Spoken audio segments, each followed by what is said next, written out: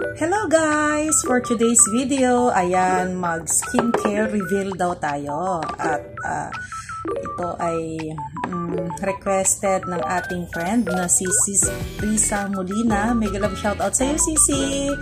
Ayan, so nagilamos na po tayo ng ating mukha gamit ang Silka Papaya Soap. Ayan.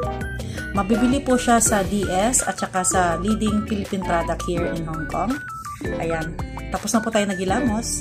Then, first step po, ito yung Olay Regenerist, yung kanyang water essence.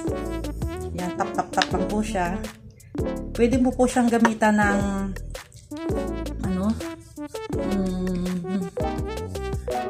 cotton pads.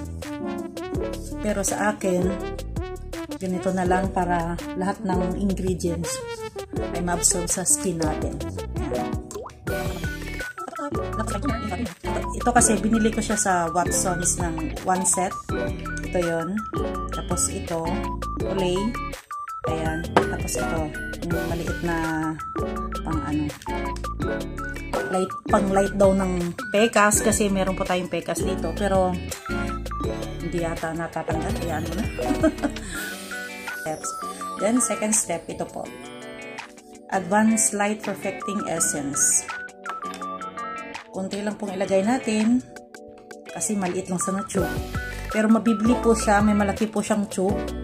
Kaya lang mahal.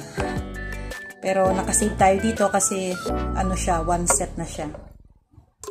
Ayan, so dito ko na lang siya specialize sa mga dark spots natin. Ayan. Ayan. So the rest, ayan. I-post ka kasi lagi sa araw, tapos hindi ka pa nag-sunblock, talagang magkakapekas ka. Ito po yung next step, yung Olay na cream.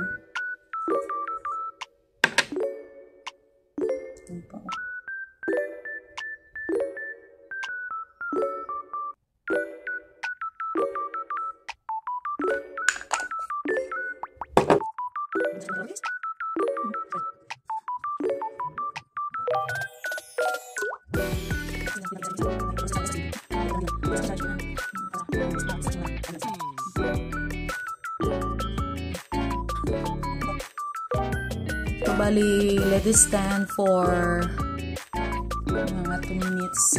Patuyuin po natin yung cream na nilagay natin bago po tayo maglagay ng sunblock. So, ito po yung sunblock na to. Binili ko po siya sa Tony Moly, which is Korean products. Siyempre, alam naman natin pag Korean, di ba?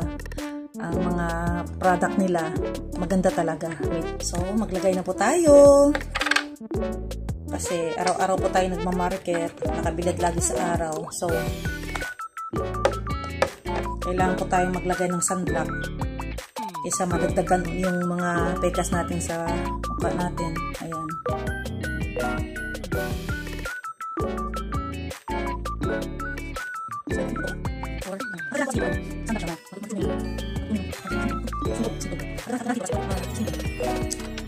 Ayan na po. So, ayan na po, Sisi. Ayan na po tayo. Ayan.